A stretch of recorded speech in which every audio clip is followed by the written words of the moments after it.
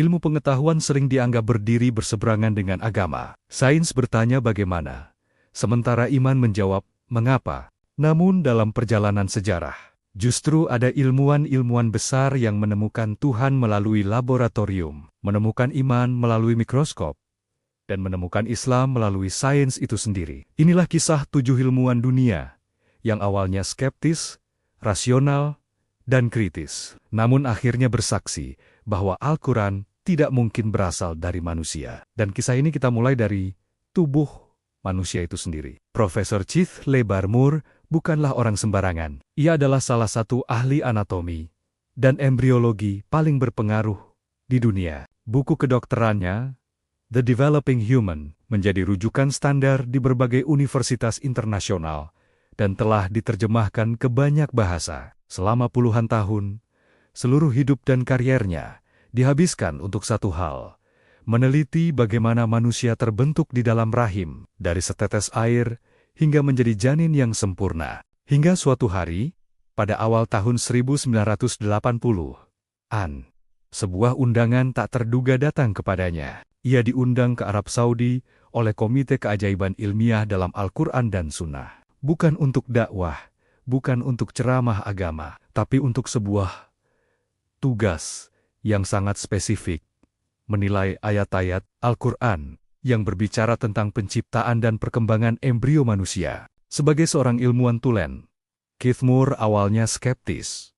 Baginya, kitab suci adalah teks keimanan, bukan buku sains. Apa yang mungkin bisa ditawarkan oleh teks kuno berusia 14 abad kepada seorang ahli embriologi modern? Namun ketika ia mulai membaca terjemahan ayat-ayat dalam surah Al-Mu'minun, dari ayat 12 hingga 14, sesuatu yang luar biasa terjadi. Ayat-ayat itu mendeskripsikan proses penciptaan manusia dari nutfah, yaitu setetes mani, kemudian berubah menjadi alaqah, yang berarti sesuatu yang melekat atau segumpal darah, lalu menjadi mudghah, yang berarti segumpal daging yang dikunyah. Moore terdiam.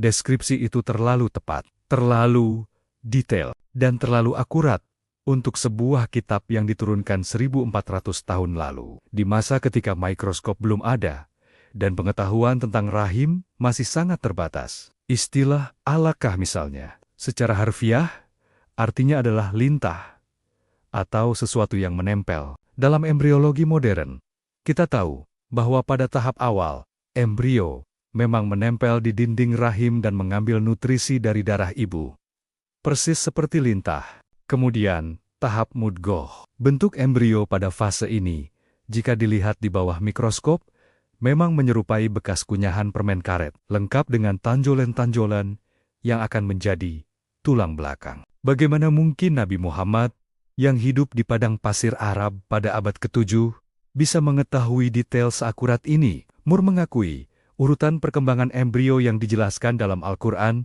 sangat sesuai dengan temuan embriologi modern. Ia bahkan memasukkan fakta-fakta dari Al-Quran dan hadis ke dalam edisi terbaru buku teksnya. Dalam sebuah konferensi, ia menyatakan secara terbuka, selama 3 tahun terakhir, saya telah bekerja dengan Komite Keajaiban Ilmiah dalam Al-Quran dan Sunnah. Bagi saya, adalah suatu kehormatan untuk membantu mengklarifikasi pernyataan-pernyataan dalam Al-Quran tentang perkembangan manusia. Sangat jelas bagi saya bahwa pernyataan-pernyataan ini pasti datang kepada Muhammad dari Tuhan atau Allah, karena hampir semua pengetahuan ini tidak ditemukan hingga berabad-abad kemudian. Ini membuktikan kepada saya bahwa Muhammad pastilah seorang utusan Tuhan.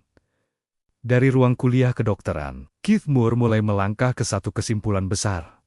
Pengetahuan ini tidak mungkin berasal dari pengamatan manusia biasa saat itu. Ilmu ini datang dari sang pencipta manusia itu sendiri. Jika satu ilmuwan bisa terkejut, mungkin itu sebuah kebetulan. Namun bagaimana jika ilmuwan kedua, dari disiplin ilmu yang berbeda, mengalami keterkejutan yang sama terhadap Al-Quran? Dari semua ilmuwan dalam daftar ini, mungkin kisah berikutnya adalah yang paling dramatis. Karena ia memulai perjalanannya bukan dari rasa ingin tahu, melainkan dari penolakan total. Mari kita sambut Profesor Ian Marshall Johnson. Profesor Johnson adalah seorang ilmuwan dengan reputasi yang luar biasa. Coba bayangkan, ia telah menulis lebih dari 200 publikasi ilmiah Di kalangan akademisi, ia dikenal sebagai sosok yang sangat kritis, sangat rasional, dan selalu mendasarkan segala sesuatu pada bukti. Jadi, bisa ditebak bagaimana reaksinya ketika pertama kali mendengar klaim bahwa Al-Quran, sebuah kitab suci yang diturunkan 14 abad yang lalu, memuat fakta-fakta sains modern. Tentu saja, ia menolaknya mentah-mentah. Baginya, itu adalah klaim yang tidak masuk akal. Menggabungkan sains dengan agama, itu terdengar seperti omong kosong. Namun, takdir punya rencana lain. Suatu ketika, saat menghadiri sebuah konferensi medis besar di Arab Saudi, beberapa koleganya mengajak ia untuk berdiskusi. Bukan diskusi biasa, tapi diskusi tentang ayat-ayat Al-Quran yang secara spesifik membahas tentang perkembangan manusia di dalam rahim. Sebagai seorang ahli anatomi dan embriologi terkemuka, tentu ini adalah bidangnya. Awalnya ia skeptis, bahkan mungkin sedikit meremehkan, tapi karena rasa hormat pada koleganya, ia pun ikut dalam diskusi itu. Para cendekiawan Muslim di sana menunjukkan kepadanya ayat-ayat yang menjelaskan tahapan penciptaan manusia, dari segumpal darah menjadi segumpal daging, lalu pembentukan tulang yang dibalut daging. Johnson tidak langsung percaya begitu saja. Ingat, dia adalah ilmuwan sejati, dan ilmuwan sejati tidak menerima klaim tanpa bukti. Jadi, ia melakukan apa yang seharusnya ia lakukan: menguji, membandingkan, dan memverifikasi setiap informasi yang disajikan. Ia membuka kembali buku-buku embriologi modern, membandingkannya dengan deskripsi yang ada di dalam Al-Quran, ayat demi ayat, kata demi kata, dan hasil dari verifikasi itu benar-benar mengejutkannya. Ia menemukan bahwa deskripsi Al-Quran tentang tahap-tahap pembentukan embrio manusia ternyata jauh lebih detail dan akurat daripada teori-teori awal dalam sejarah kedokteran barat sekalipun. Misalnya, Al-Quran menggunakan istilah alaqoh yang berarti sesuatu yang menempel, seperti lintah. Secara ilmiah, ini adalah deskripsi yang sangat presisi untuk embrio di tahap awal yang menempel di dinding rahim dan menyerap nutrisi dari ibunya. Bahkan, beberapa istilah lain yang digunakan Al-Quran baru bisa dipahami makna ilmiahnya di abad modern. Setelah ditemukannya mikroskop dan teknologi canggih lainnya, bagaimana mungkin sebuah kitab dari abad ke-7 bisa menjelaskan proses rumit ini dengan akurasi yang sedemikian rupa, proses yang bahkan para ilmuwan terbaik di zamannya pun tidak bisa menggambarkannya. Setelah melakukan penelitian mendalam, dengan segala bukti yang tak terbantahkan di hadapannya, Profesor Johnson akhirnya sampai pada satu kesimpulan. Dengan penuh keyakinan, ia berkata, informasi ini, deskripsi tentang perkembangan embrio ini, tidak mungkin berasal dari pengetahuan seorang manusia di abad ke-7. Ini pastilah wahyu dari Tuhan. Lihatlah perjalanannya. Dari seorang yang sangat skeptis, yang awalnya menolak keras gagasan ini, ia berubah menjadi seorang pencari kebenaran yang gigih. Dan dari pencarian ilmiah yang jujur dan objektif itulah, Marshall Johnson menemukan cahaya Islam dan dengan tulus mengimaninya. Dua ilmuwan, dua jalur yang berbeda, namun sampai pada satu kesimpulan yang sama. Namun, kisah kita belum selesai di sini. Karena setelah ini, seorang profesor lain akan membawa kita lebih jauh lagi. Ia melihat kesesuaian antara sains dan Al-Quran, bukan hanya pada tubuh manusia yang kecil, tetapi pada seluruh alam semesta yang sangat luas. Pada bagian ini kita akan melanjutkan perjalanan inspiratif ini dengan seorang tokoh yang namanya sangat disegani dalam dunia kedokteran, khususnya di bidang anatomi dan embriologi. Beliau adalah Profesor Tinggi V.N. Persod.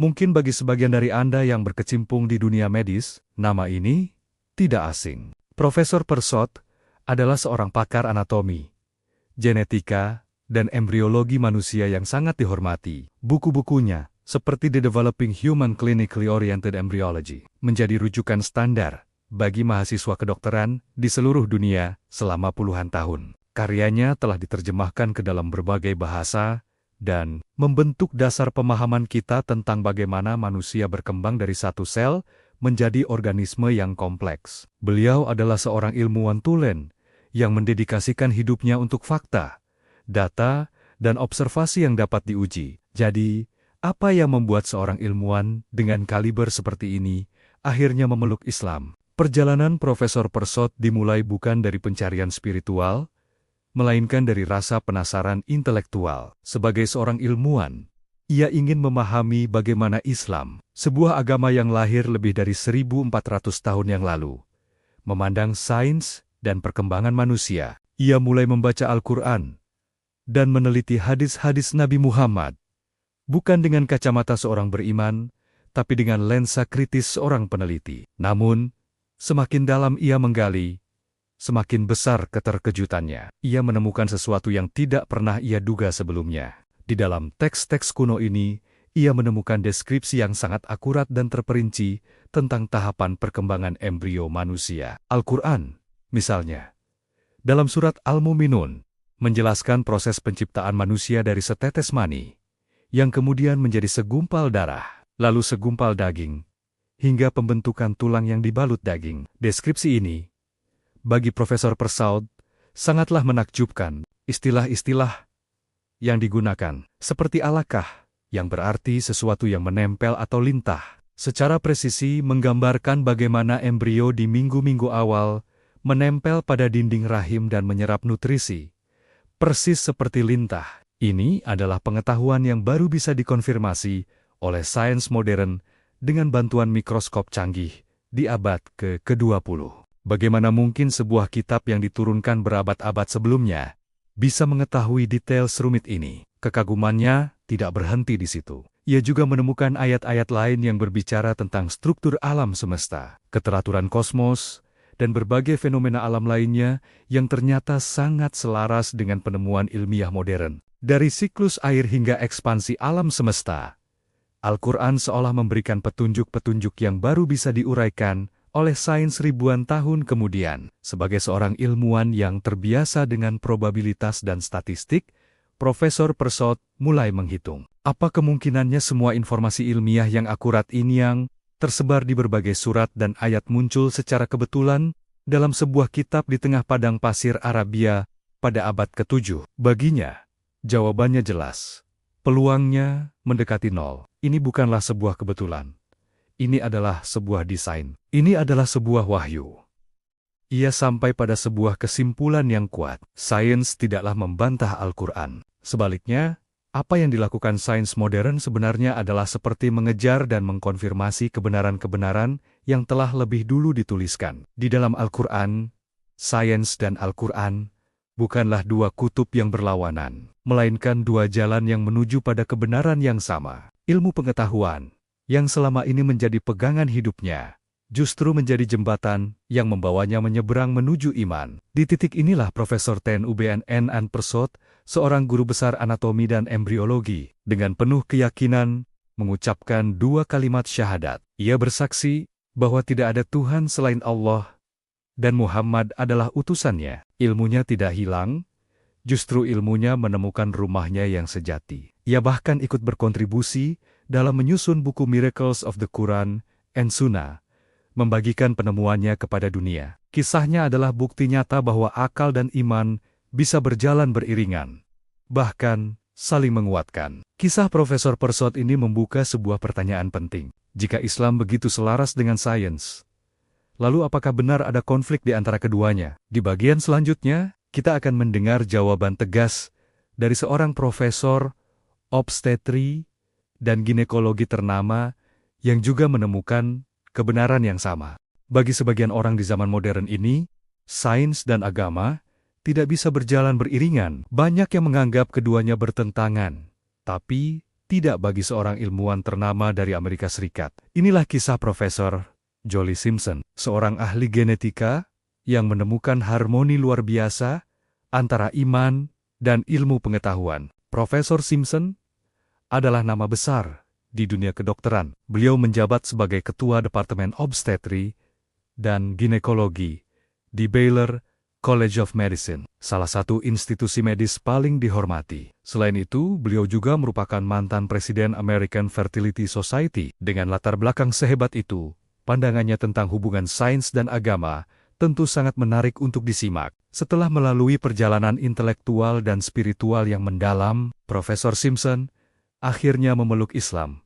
Apa yang membuatnya mengambil keputusan besar ini? Jawabannya sederhana, namun sangat kuat. Beliau berkata, "Saya tidak menemukan konflik antara Islam dan sains," sebuah pernyataan yang mungkin mengejutkan bagi sebagian orang, tetapi bagi Profesor Simpson, ini adalah sebuah kebenaran yang ia temukan. Sebagai seorang ilmuwan genetika, ia terbiasa dengan data, fakta, dan bukti empiris. Pekerjaannya sehari-hari adalah meneliti hal-hal yang sangat kompleks tentang penciptaan manusia, dari level seluler hingga genetik. Namun, ketika ia mempelajari Al-Quran, ia tidak melihatnya sebagai buku teks sains yang kaku. Baginya, Al-Quran adalah sesuatu yang jauh lebih agung. Menurut Profesor Simpson, Al-Quran adalah penunjuk kebenaran universal. Ia bukanlah buku yang menjelaskan detail teknis, cara kerja alam semesta layaknya jurnal ilmiah. Sebaliknya, Al-Quran memberikan petunjuk-petunjuk, isyarat-isyarat agung yang sejalan dengan penemuan sains modern, bahkan seringkali mendahuluinya. Inilah yang membuatnya begitu terpesona. Bayangkan, kitab yang diturunkan lebih dari 1400 tahun yang lalu, berisi isyarat-isyarat tentang perkembangan embrio, asal-usul kehidupan, dan fenomena alam lainnya yang baru bisa dibuktikan oleh sains Barabadabot.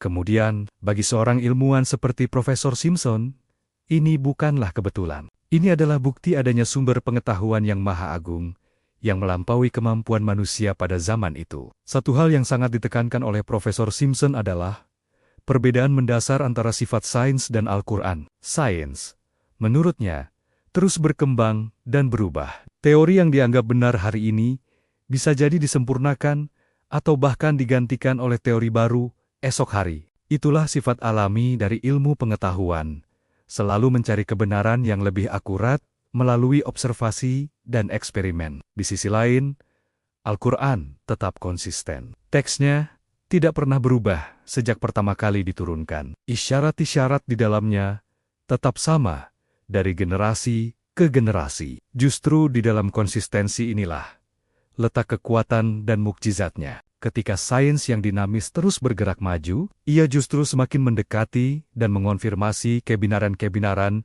yang telah lama tersirat di dalam Al-Quran. Bagi Profesor Simpson, ini adalah sebuah fenomena yang luar biasa. Sains tidak membantah Al-Quran.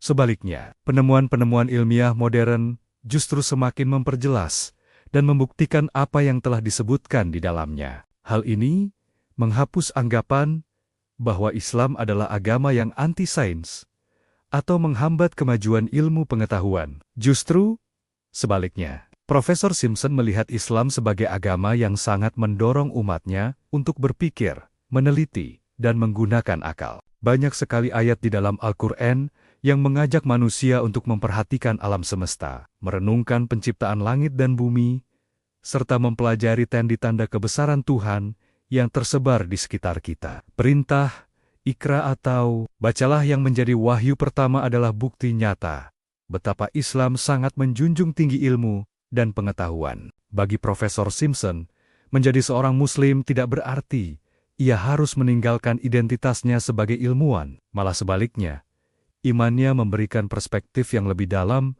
dan makna yang lebih luas terhadap pekerjaannya. Setiap kali ia meneliti kompleksitas genetika manusia, ia tidak hanya melihatnya sebagai proses biologis semata, tetapi juga sebagai bukti keagungan dan kecerdasan Sang Pencipta. Kisah Profesor Joel D. Simpson mengajarkan kita bahwa tidak perlu ada pertentangan antara akal dan wahyu. Keduanya bisa saling melengkapi, memperkuat satu sama lain dalam perjalanan manusia mencari kebenaran. Imannya sebagai seorang Muslim memberinya ketenangan spiritual, sementara profesinya sebagai ilmuwan memberinya alat untuk menyaksikan kebesaran Tuhan melalui ciptaannya. Pandangan menakjubkan dari seorang ahli genetika ini ternyata juga diamini oleh ilmuwan hebat lainnya, khususnya dari bidang yang sangat berkaitan erat, embriologi. Siapakah dia dan bagaimana perjalanannya menemukan kebenaran dalam Al-Quran? Saat kita berbicara tentang embriologi, kita sering berpikir tentang mikroskop canggih dan laboratorium modern. Tapi bagaimana jika saya katakan bahwa teks yang berusia lebih dari 1400 tahun sudah menggambarkan proses ini dengan sangat akurat? Inilah yang ditemukan oleh Profesor Gerald C. Geringer, seorang ahli embriologi terkemuka dari Universitas Georgetown, Amerika Serikat. sebagai seorang profesor dan direktur program di Departemen Biologi Sel dan Anatomi. Goeringer menghabiskan hidupnya mempelajari keajaiban perkembangan manusia dari satu sel menjadi organisme yang kompleks. Suatu hari, ia dihadapkan pada ayat-ayat Al-Quran yang menjelaskan tahapan-tahapan perkembangan embrio. Awalnya, mungkin ada sedikit keraguan. Bagaimana mungkin sebuah kitab suci kuno bisa berbicara tentang subjek yang baru terungkap secara detail dalam satu abad terakhir? Namun, semakin dalam ia mempelajari, semakin besar kekagumannya. Goeringer menemukan bahwa deskripsi dalam Al-Quran tentang embrio ternyata sangat presisi. Bukan hanya itu, beberapa detail yang disebutkan bahkan belum pernah terdokumentasi dalam literatur ilmiah klasik manapun pada zaman Nabi Muhammad. Misalnya, Al-Quran menggambarkan tahap awal embrio sebagai sesuatu yang melekat, atau dalam bahasa Arab disebut alaqah. Secara ilmiah, ini adalah deskripsi yang sangat tepat untuk proses implantasi, di mana embrio menempel dan tertanam di dinding rahim. Persis seperti lintah yang menempel untuk menyerap nutrisi. Al-Quran juga melanjutkan dengan tahap segumpal daging atau mujahah, yang kemudian dijelaskan sebagian sudah berbentuk dan sebagian belum berbentuk. Ini secara luar biasa cocok dengan penampilan embrio pada minggu keempat, di mana beberapa organ mulai terbentuk sementara bagian lainnya masih berupa massa sel yang belum terdiferensiasi. Goeringer menyadari satu hal penting, Al-Quran tidak menggunakan jargon teknis atau bahasa ilmiah yang rumit. Sebaliknya, ia menggunakan bahasa deskriptif yang sederhana, elegan, namun sangat tepat sasaran. Bahasa ini bisa dipahami oleh orang awam di abad ke-7, tetapi juga tetap akurat secara ilmiah bagi para ahli di abad ke-21. Ini bukan soal main kokok-kokokan atau interpretasi paksa. Bagi Goeringer, ini adalah bukti ketepatan ilmiah yang jelas-jelas melampaui zamannya. Bagaimana mungkin seorang manusia di padang pasir Arab 1400 tahun yang lalu bisa mengetahui detail-detail ini tanpa mikroskop, tanpa teknologi, tanpa pengetahuan embriologi modern? Penemuan ini menjadi titik balik bagi Goeringer. Ia sampai pada kesimpulan yang tak terhindarkan. Deskripsi ini tidak mungkin berasal dari pengetahuan manusia pada masa itu. Informasi yang begitu akurat dan mendahului penemuan sains modern selama berabad-abad, pastilah berasal dari sumber yang lebih tinggi, sumber yang maha mengetahui. Keyakinan ini membawanya untuk mengucapkan 2 kalimat syahadat, menyatakan keimanannya pada Islam. Kisah Profesor Goeringer mengajarkan kita bahwa sains dan iman tidak harus bertentangan. Sebaliknya, semakin dalam kita menggali pengetahuan tentang alam semesta, semakin kita bisa melihat jejak Sang Pencipta, namun bukan hanya tubuh manusia yang mengantarkan para ilmuwan pada pintu keimanan. Langit yang luas dan bumi yang terhampar pun berbicara dengan bahasanya sendiri, mengungkapkan kebesaran yang tak terbatas. Kisah selanjutnya akan membawa kita pada seorang ahli geologi yang menemukan kebenaran yang sama, bukan di bawah mikroskop, melainkan di dalam lapisan-lapisan bumi. Di urutan ke-6, kita punya nama besar dari Jerman, Profesor Alfred Kroner. Beliau adalah salah satu ahli geosains terkemuka di dunia. Bayangkan, seorang pakar bumi yang hidupnya didedikasikan untuk meneliti lapisan batuan dan sejarah planet kita. Suatu hari, ia dihadapkan pada Al-Quran, bukan sekadar membaca, tapi beliau mengkajinya secara mendalam, terutama ayat-ayat yang berbicara tentang asal-usul alam semesta. Apa yang beliau temukan? Sesuatu yang mengguncang fondasi pengetahuannya. Kroner menemukan bahwa Al-Quran, sebuah kitab yang diturunkan lebih dari 1400 tahun yang lalu, memuat deskripsi tentang penciptaan kosmos yang luar biasa akurat dan sejalan dengan teori-teori sains modern. Ini bukan lagi soal kebetulan. Konsep Big Bang, misalnya, tergambar dalam ayat yang menyebutkan bahwa langit dan bumi dulunya adalah satu padu, kemudian dipisahkan. Ini adalah informasi yang baru kita ketahui di abad ke-20. Dengan teknologi canggih, Kroner tercengang. Baginya, ini adalah bukti yang tak terbantahkan. Dalam sebuah konferensi, ia dengan tegas menyatakan, memikirkan banyak hal ini, mustahil seseorang di masa lalu, 14 abad yang lalu, dapat mengetahui hal-hal seperti asal mula alam semesta. Karena para ilmuwan baru menemukan ini dalam beberapa tahun terakhir dengan metode teknologi yang sangat rumit, ini mustahil. Ia meyakini, pengetahuan semacam ini tidak mungkin datang dari pikiran manusia biasa pada zaman itu. Pasti berasal dari sumber yang lebih tinggi, dari wahyu ilahi. Logikanya sederhana.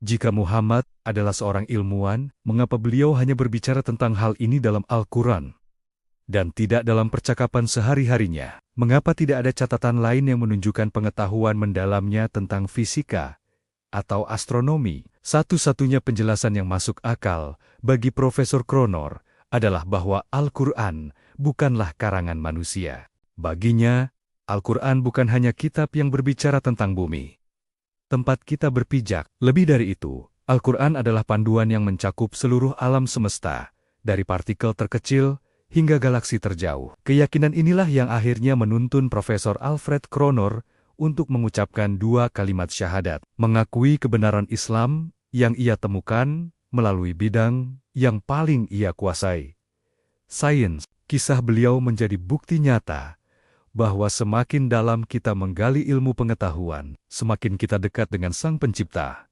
Dan kisah terakhir datang dari seorang fisikawan yang menemukan Islam melalui pergerakan bumi itu sendiri. Siapakah dia? Dmitri Bolikov, seorang fisikawan terkemuka dari Ukraina, mendedikasikan hidupnya untuk meneliti salah satu misteri kosmik terbesar, yaitu teori perubahan rotasi bumi. Selama bertahun-tahun, ia tenggelam dalam rumus-rumus fisika yang rumit, mencari jawaban di balik pergerakan planet kita. Namun, semakin dalam ia menggali, semakin ia merasa ada sesuatu yang kurang dari penjelasan ilmiah semata. Ia pun memutuskan untuk memperluas pencariannya di luar ranah sains. Bolikov mulai menelusuri literatur-literatur kuno dan kitab-kitab suci dari berbagai agama di seluruh dunia. Ia mencari petunjuk, sekecil apapun, yang mungkin bisa memberikan pencerahan tentang fenomena rotasi bumi yang begitu kompleks ini. Pencariannya membawanya dari satu teks ke teks lainnya, namun ia tak kunjung menemukan apa yang ia cari. Hingga pada suatu hari, ia menemukan sesuatu yang membuatnya terkejut luar biasa. Di tengah tumpukan buku dan penelitiannya, ia membaca sebuah hadis dari Nabi Muhammad yang tercatat lebih dari 1400 tahun yang lalu. Bolikov tidak bisa mempercayai apa yang ia baca. Hadis tersebut dengan detail yang sangat spesifik ternyata membahas fenomena yang selama ini menjadi fokus penelitiannya, perubahan rotasi bumi. Hari kiamat tidak akan terjadi, sehingga waktu terasa cepat. Setahun dirasakan seperti sebulan, sebulan dirasakan seperti seminggu, seminggu dirasakan seperti sehari, sehari dirasakan seperti 1 jam, dan 1 jam dirasakan seperti 1 nyala api sekejap. Bagaimana mungkin seseorang dari abad ke-7 di tengah gurun pasir bisa mengetahui hal ini? Sebuah pengetahuan yang baru bisa diungkap oleh sains modern dengan bantuan teknologi canggih. Momen itu menjadi titik balik bagi Bolikov. Ia menyadari bahwa Islam bukanlah sekadar agama yang mengatur ritual ibadah semata. Islam, pada hakikatnya, berbicara tentang realitas alam semesta, tentang hukum-hukum kosmik yang mengatur segalanya. Penemuan ini mengguncang seluruh pandangannya tentang dunia. Sains yang selama ini ia geluti, ternyata sejalan dengan wahyu yang diturunkan Bari-Badabad sebelumnya. Dari sanalah, dari titik pertemuan antara sains dan iman, Dmitri Bolikov menemukan jalan spiritualnya. Ia dengan mantap mengucapkan 2 kalimat syahadat, memeluk Islam, dan menemukan kedamaian dalam keyakinan bahwa Sang Pencipta alam semesta ini juga merupakan sumber dari segala ilmu pengetahuan. Kisahnya menjadi bukti nyata bahwa sains dan iman bukanlah 2 hal yang bertentangan, melainkan 2 jalan yang dapat menuntun kita kepada kebenaran yang sama. 7 ilmuwan, 7 perjalanan yang luar biasa, dan 1 kesimpulan yang tak terduga, bahwa sains ternyata tidak meniadakan keberadaan Tuhan. Justru, bagi mereka, sains adalah jalan yang membawa manusia lebih dekat kepadanya. Dari Kees Barmore, pakar embriologi yang takjub dengan detail penciptaan dalam Al-Quran, lalu Marshall Johnson, dan tinggi V.N. Persot, yang menemukan kecocokan luar biasa antara sains modern dan kitab suci. Ada juga Jolie Simpson, seorang ahli genetika, dan Gerald C. yang sama-sama terpesona oleh keajaiban perkembangan janin. Hingga Alfred Cronor, seorang geolog ternama, dan Dmitri Bolikov, seorang ahli geologi laut. Perjalanan mereka membuktikan satu hal. Jika para ilmuwan besar ini menemukan iman melalui penelitian mereka yang mendalam, lalu bagaimana dengan kita yang sudah menjadi Muslim sejak lahir? Kita sering terharu oleh ilmuwan yang menemukan Islam setelah meneliti alam semesta, lalu lupa bertanya pada diri sendiri, bagaimana dengan kita yang Muslim sejak lahir?